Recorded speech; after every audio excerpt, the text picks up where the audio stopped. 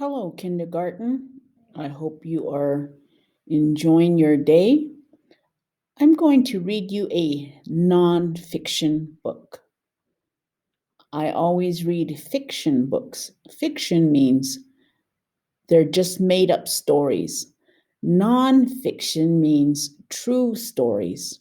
This nonfiction book is called Richard Wright and the Library Card by William Miller.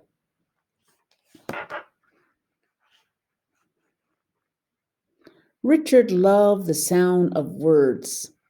He loved the stories his mother told about the farm where she grew up. There was a willow tree by a bend in the river, she explained. I dreamed all my girl dreams down there. Richard loved to hear his grandfather tell about the war, how he ran away from his master and fought the rebel army. I was only a boy, his grandfather said proudly, but I fought as well as any man. I fought in the rain and the mud. I carried the flag at the head of the troops.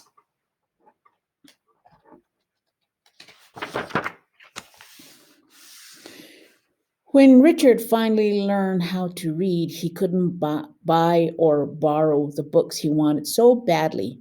Books were expensive. The doors of the library were shut against him because he was black. So Richard read whatever he could find, old newspapers, books without covers pulled from ash cans. When Richard was 17, he caught a bus to Memphis. He hoped to find work, earn enough money to move to Chicago, where he would make a new life for himself in the North. Richard walked the hot streets looking for a job that would be his ticket to freedom. He saw many young men like himself searching for the same job, the same way out. He finally found a place in an optician's office. That's a doctor's office. He polished eyeglasses, swept the floors, and ran errands for white men. As long as he kept his head down, as long as he began every sentence with "Sir," Richard was safe.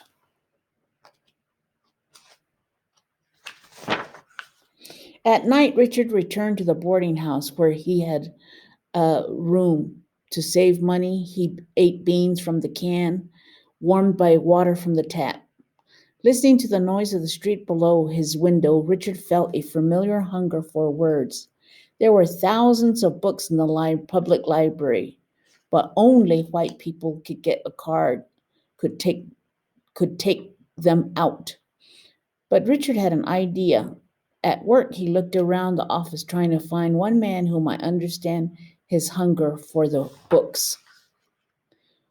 For most part, they were like so many white men he had known before. They would never understand a black boy who wanted a library card, a black boy who wanted to read books even they didn't read. Only one man seemed different from the others. Jim Falk kept to himself, and the other men ignored him, as they ignored Richard. Several times, Richard had been sent to the library to check out books for him. One day, when the other men were out to lunch and Jim was eating alone at his desk, Richard approached him. I need your help, Richard said. Are you in some kind of trouble? Jim asked with a suspicious look. I want to read books. I want to use the library, but I can't get a card, Richard said, hoping Jim would not laugh in his face. What do you want to read? Jim asked cautiously. Novels? Plays? History? Richard felt confused. His mind was racing as so fast he couldn't think of a single book. Jim said nothing, but reached into his desk and brought up a worn white card. He handed it to Richard. How will you use it? Jim asked. I'll write a note, Richard said, like the ones you wrote when I got books for you. All right, Jim said nervously, but don't tell anyone else. I don't want to get into trouble. No, sir, Richard promised. I'll be careful. After work, Richard walked through the crowded street to the library. He felt as if he were on a train to Chicago, as if he were traveling north already. But when Richard walked through the door, He felt the old fear again. Many heads were raised at the sight of a black boy in the library. Richard kept his eyes down, not looking up until he stood before the checkout desk. The librarian put on her glasses to make sure she wasn't seeing things. Richard handed her the note he had written and stepped back. Why can't Mr. Falk come in himself? She asked sharply. He's very busy, Richard replied, his legs trembling. All right, the woman said. But you tell Mr. Falk I'd rather see him in person next time. Richard roamed the stacks, unable to believe there were this many books in the world. He touched the leather spines and fingered the pages he had dreamed about for such a long time. Are you sure these books aren't for you? The librarian asked to a loud voice when he went to check them out. Once again, heads turned and Richard felt the eyes of white people on him. He thought he had been caught, that he would never be able to read the books he wanted so badly. But Richard told the lady what she wanted to hear, what she believed was true about all black boys like him.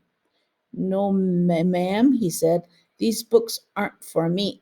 Heck, I can't even read. The librarian laughed out loud and stamped his books. Richard heard other people laugh as he walked out the door.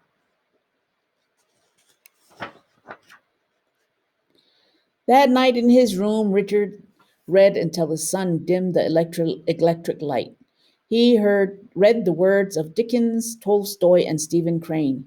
He read about people who had suffered as he had, even though their skin was white. They longed for the same freedom Richard had spent his life trying to find. With the light of the sun coming through the window, Richard put down the book. He felt sleepy, but the words he had read echoed in his ears, colored everything he saw. He wondered if he would act differently, if others would see how the books had changed him. Richard knew he would never be the same again.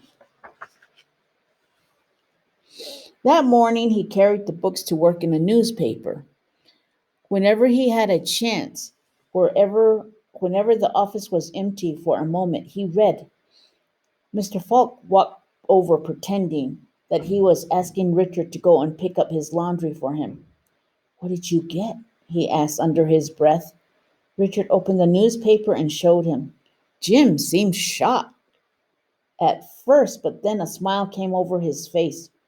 Those are powerful books, Richard, he said. Those books will stay with you for the rest of your life. But for now, he said, looking around the office, you should keep them to yourself. Richard tried to do just that, but as the time came for the journey north came closer, he didn't care who saw him reading. The men in the office either laughed at him or asked him if he was crazy. What's a colored boy like you toting a bag full of books around for? Your head can't hold them big words. Every now and then Jim smiled at him from across the room. The library books had changed some of Richard's feelings about white people. Richard still feared them, but he understood them better. The day he left for Chicago, Richard stopped by Mr. Falk's desk. Thank you, Richard said. Thank you for the books. Thank you for everything. Jim didn't say a word, but he shook Richard's hand in front of everybody.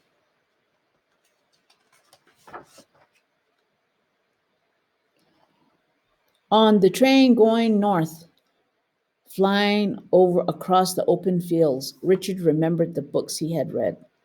The words came back to him, the stories more real than the train itself. Every page was a ticket to freedom, to the place where he would always be free.